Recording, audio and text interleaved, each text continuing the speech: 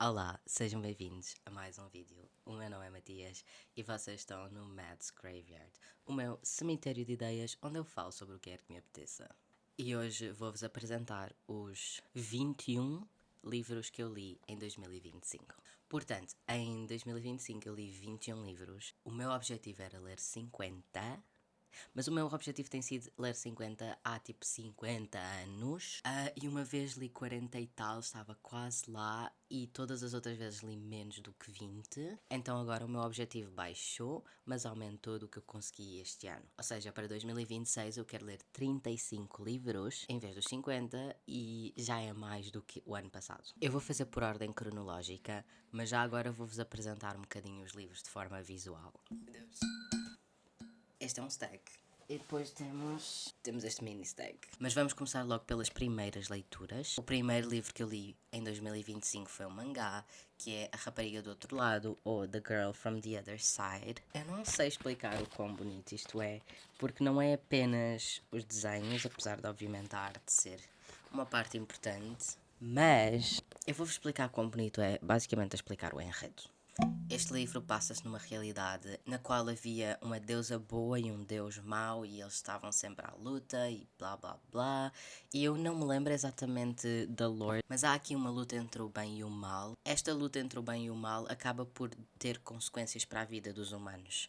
E as consequências é que alguns humanos começaram a transformar-se em monstros. Então muitas pessoas fugiram das aldeias e dos sítios onde viviam para se abrigar em cidades e sítios fortificados, na floresta, nos sítios mais campestres. Estão lá os monstros e esse é o The Other Side. E basicamente o enredo fala-nos sobre uma rapariga que, quando a sua aldeia fugiu, deixaram-na para trás. Então ela está num sítio supostamente perigoso, presa, só que um dos monstros encontra e toma conta dela. E basicamente é uma cozy little reading sobre um monstro e uma criança que estão juntos a sobreviver a vida. A minha segunda leitura do ano, e já agora isto foi para aí em abril, maio, portanto, começámos o ano mal. Frankenstein, clássico de Mary Shelley. Eu até cheguei a fazer um pequeno ensaio sobre Frankenstein para o Plano Nacional de Leitura, mas eles não gostaram do meu. Este livro segue Victor Frankenstein desde um pouquinho da infância, conta um pouco dessa parte, mas desde a sua juventude universitária, na qual ele adquire este desejo, esta necessidade de criar vida humana através de corpos mortos. E ele consegue.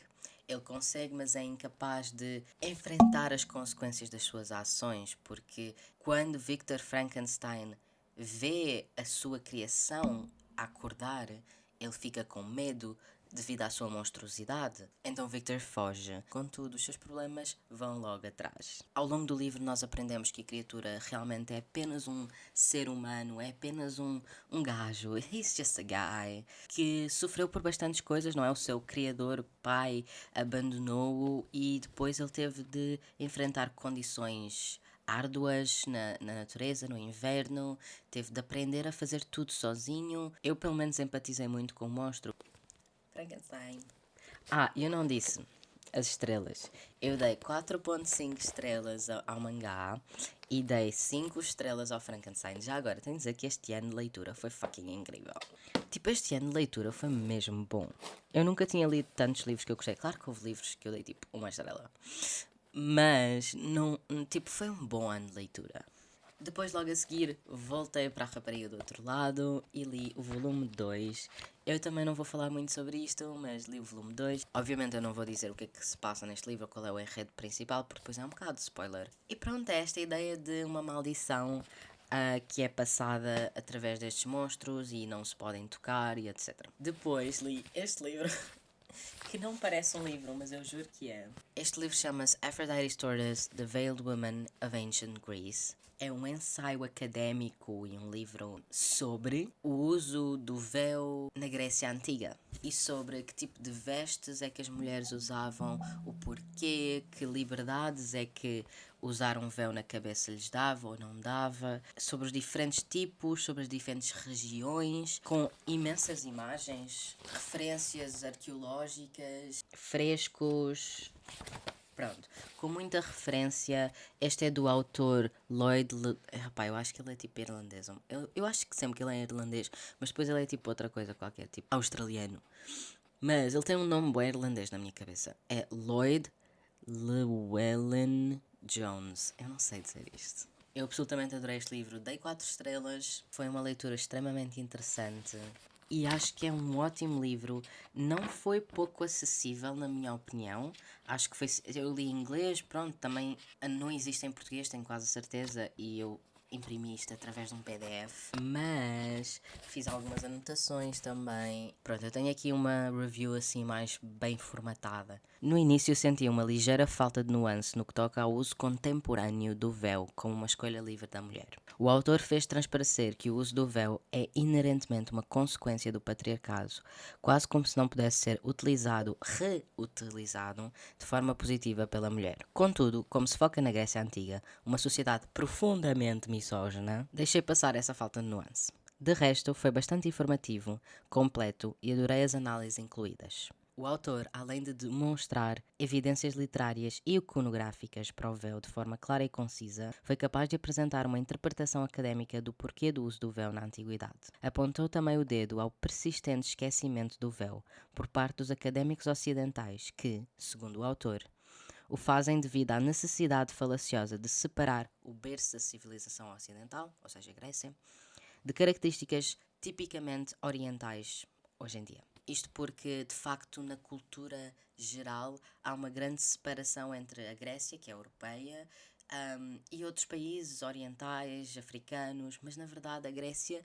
esteve em África, esteve no Oriente, teve influências de ambos esses lados e a presença da Grécia no Egito é crazy, ok? Tipo, bastante. Eles têm ali uma conexão gigante. Há influências e as pessoas e os académicos mesmo às vezes tendem a esquecer um pouco essas influências. A seguir, li os 2 primeiros volumes em inglês, porque nas edições portuguesas o primeiro volume está dividido em 2 e acho que o segundo volume também, não tenho a certeza, mas eu li os 2 primeiros volumes de Lore Olympus em inglês.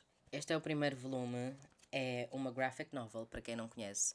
É uma graphic novel sobre os deuses da Grécia Antiga, mas extremamente, é maioritariamente sobre Hades e Perséfone e eles a conhecerem-se, mas é tipo passado num mundo em que tipo o Olimpo é uma cidade, tipo meio que Nova York, festas e não sei o quê, tipo meio crazy. E Perséfone veio do mundo, tipo do mundo dos humanos para o Olimpo e ela é bué uma tipo goody two shoes, mas também bué inocente, então tipo entra neste mundo e fica tipo ao Lore Olympus eu dei 4 estrelas a ambos os volumes, não é? Eu também li-os praticamente de seguida. Acho que eu li tipo li no mesmo dia os 2. Aquilo que eu escrevi na altura foi uma leitura menos profunda, contudo divertida.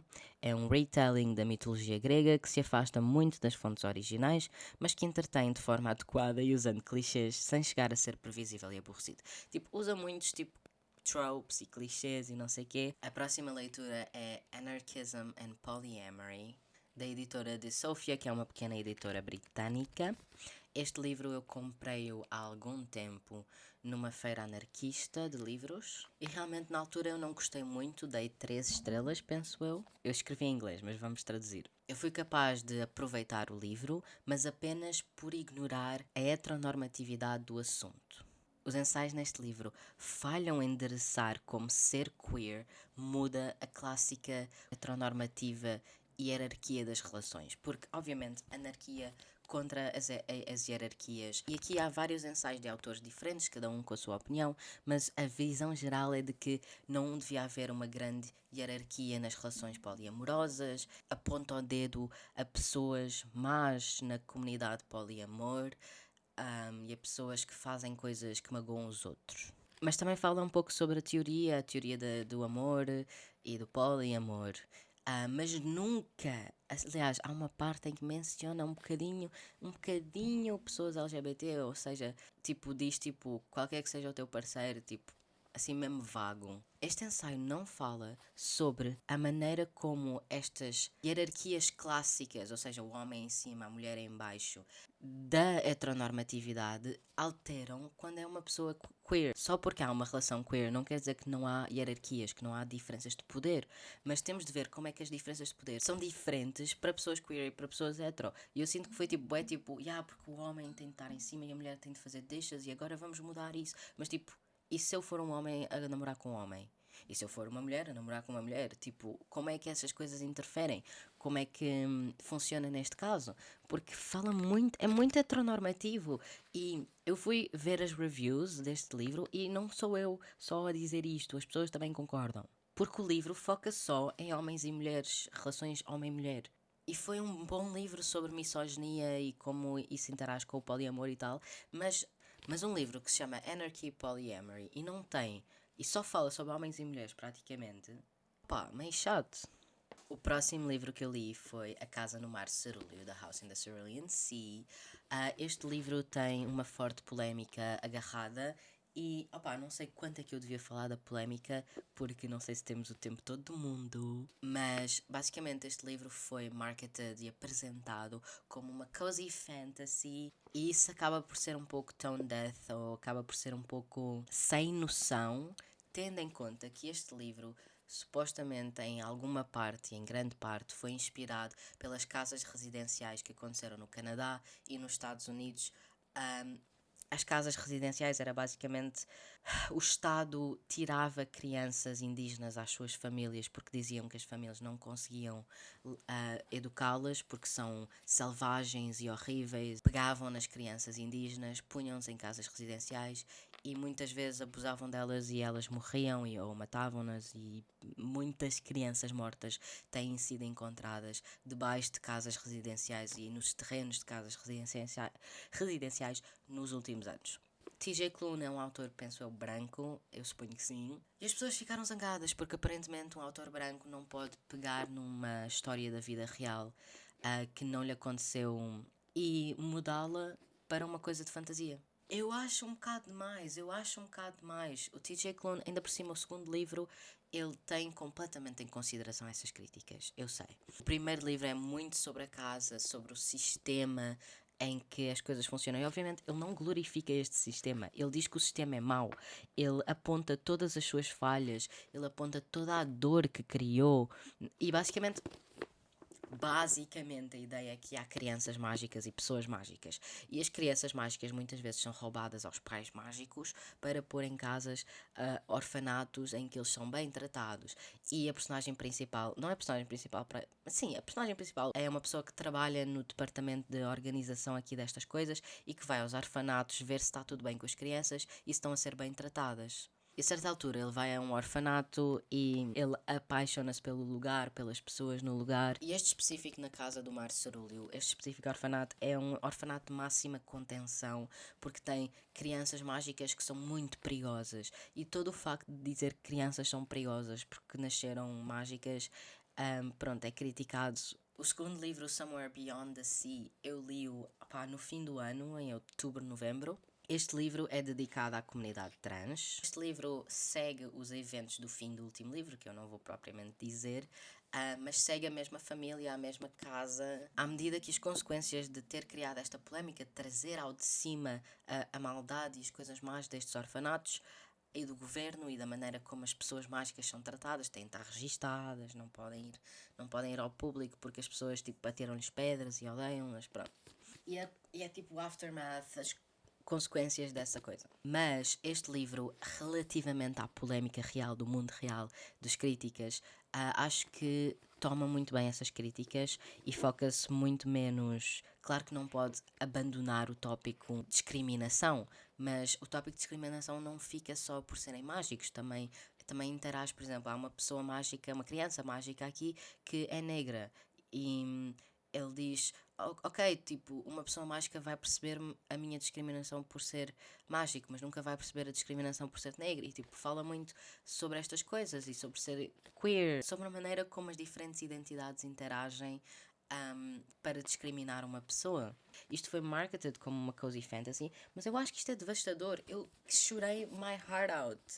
Eu chorei imenso neste livro e neste eu não me lembro, mas provavelmente também. Eu adoro Herbert Welder, é um dos meus poetas favoritos junto com Alberto, então decidi ler Os Poemas Canhotos de Herbert Welder. É uma compilação muito curtinha de poemas de Herbert Welder. Dei-lhe 4 estrelas, gostei bastante.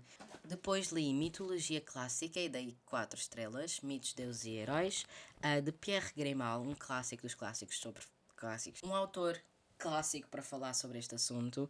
Depois li The Secret History da Donna Tartt. Estou a procrastinar a ler isto há tanto tempo.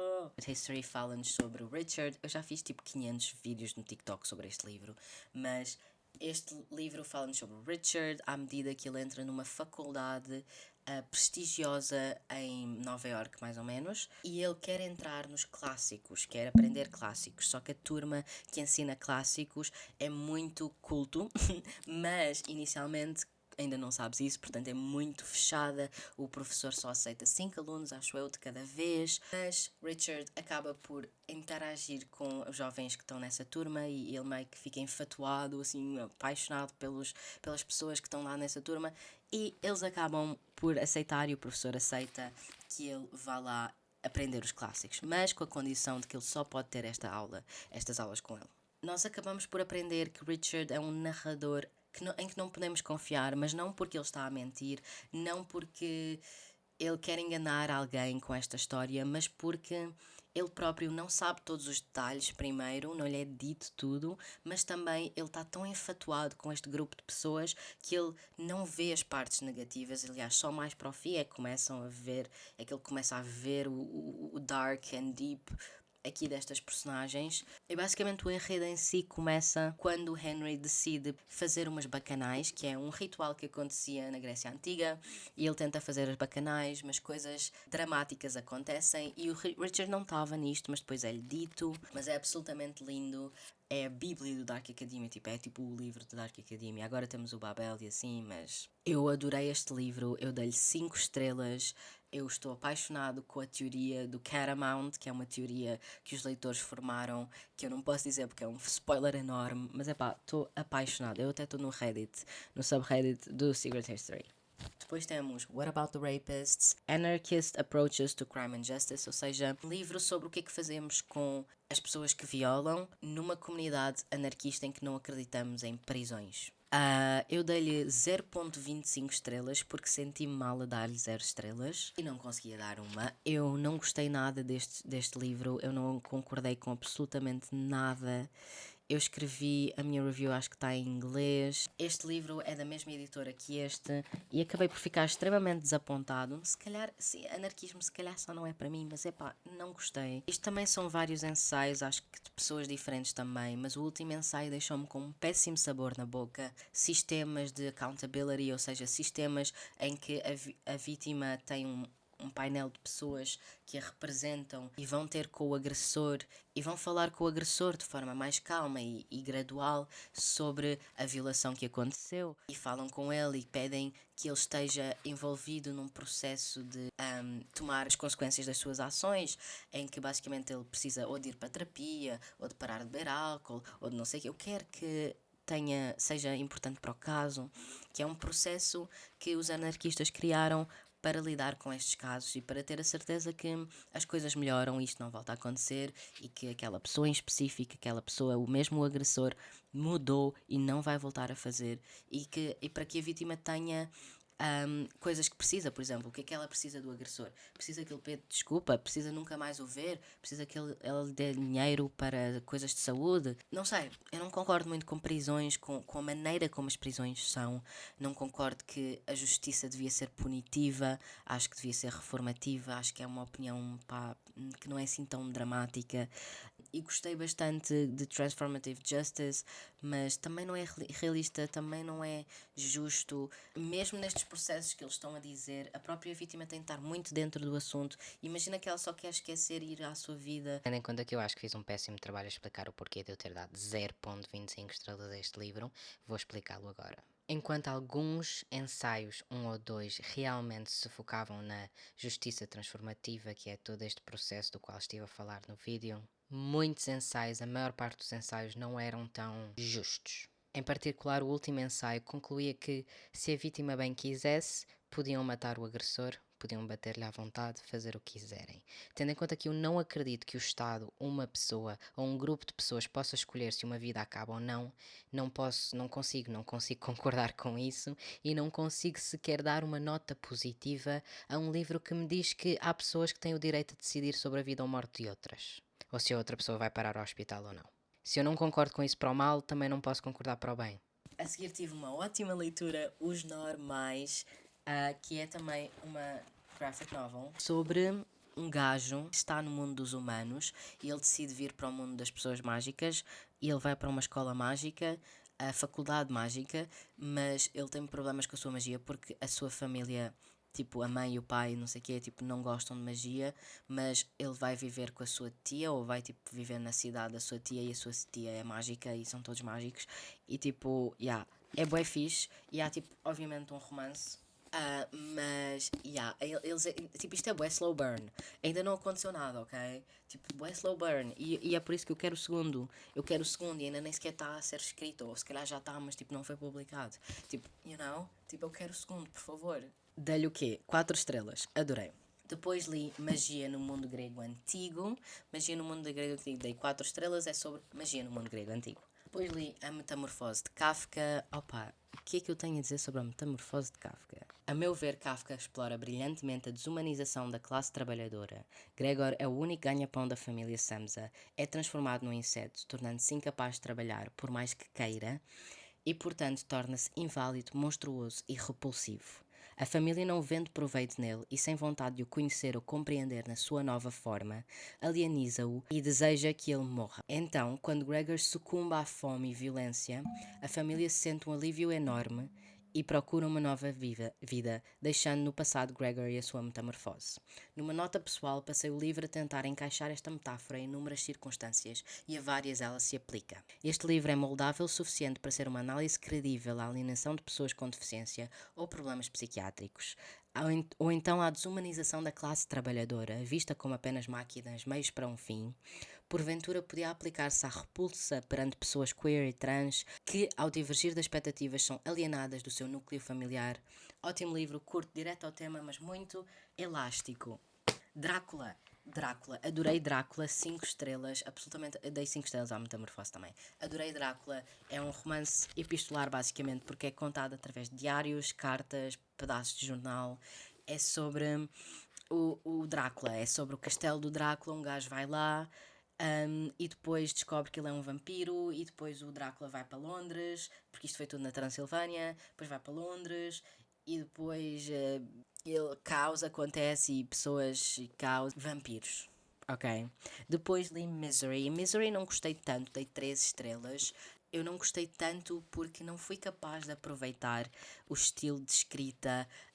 Não gostei do estilo de escrita, então tudo o que eu queria saber é o que é que ia acontecer next, o que é que ia acontecer, o que é que ia acontecer, porque não gostei mesmo da maneira como está escrito. Não porque está mal escrito, mas porque eu pessoalmente não gostei, não é a minha vibe, porque muitas vezes no estilo de escrita ele corta frases ou palavras, ou o parágrafo para e de repente há uma metáfora, que há uma metáfora constante aqui, que é as dores. Basicamente, Misery é sobre um autor que tem um acidente de carro e a sua maior fã apanha-o, resgata-o e tenta curá-lo, só que obviamente o seu objetivo é ficar com ele para sempre, porque é uma stalker maluca. Então há uma metáfora aqui para as dores dele, mas é muito, não sei se experimental, mas é tipo, não é o meu estilo. E depois, sempre que havia capítulos sobre o livro que ele está a escrever, eu não queria lê-los, não tenho interesse nesse tipo de livros, portanto não quero ler o capítulo do livro que tu estás a escrever, meu amigo. Último livro, Babel. A minha câmera ainda está a dizer que está sem bateria. Último livro, Babel. Na verdade, o último livro seria um que está ali, que é sobre a banda desenhada e o 25 de Abril, mas não vou falar muito sobre isso. Babel, 5 estrelas, amei. É supostamente Dark Academia, mas é sobre o colonialismo. Passa-se na Inglaterra de 1830, 20, e é mais ou menos na altura em que depois a escravatura é abolida, mas ainda há escravatura, em que, pronto, é o auge do colonialismo, mas já quando está a haver críticas ao colonialismo, mas 1830, ok? E basicamente um rapaz cantonês é a sua mãe morre e depois um senhor vai lá ter com ele e diz: Olha, queres ir para Londres? Eu dou-te comida, casa, tudo, mas tu tens de estudar. E ele estuda e chega à Universidade de Oxford e descobre que há mais pessoas como ele, ou seja, pessoas não brancas, pessoas racializadas, e descobre o Remy, One Love Remy, que é indiano, e descobre a Letty, que é branca, e tipo, ela é tipo, odiamos a Letty, fuck a Letty, e a Victoire, França, mas não vem de França, vem de um país africano que foi colonizado por França, qual deles especificamente não me lembro. E este livro surge realmente como uma crítica ao colonialismo, mas é uma crítica que eu não acho que é tipo extremamente óbvia logo de início, e também põe numa balança atitudes de pessoas racializadas diferentes sobre o racismo. Ou seja, o Remy tem uma atitude sobre ter ataques racistas contra si. Ele tem uma atitude específica em que é: pronto, as pessoas já me vão julgar, então vou estar aqui a aparecer, não sei o quê. Como é que se chama a personagem principal? O Robin tem mais a atitude de baixar-se, não fazer muito espanto, não fazer muito alarido e ver se as pessoas o ignoram. Até porque é mais fácil para o Robin, como ele é chinês, é mais fácil para ele parecer branco, porque pode, tipo, à noite não se percebe e não sei o quê, pronto. Há muitas conversas interessantíssimas sobre raça, colonialismo, neste livro, mas de forma extremamente com entretenimento e divertida, mas também triste e caótica, e absolutamente adorei. 5 estrelas. Espero que isto tenha sido suficiente para explicar o Babel, porque eu não consigo explicar o Babel sem dar spoilers, e pronto, basicamente é este o vídeo. Espero que tenham gostado. Comentem se já leram algum destes livros, se querem ler algum destes livros, se têm opiniões completamente diferentes das minhas. E a minha câmera está ainda a dizer que está sem bateria, portanto vamos desligar. Tchau!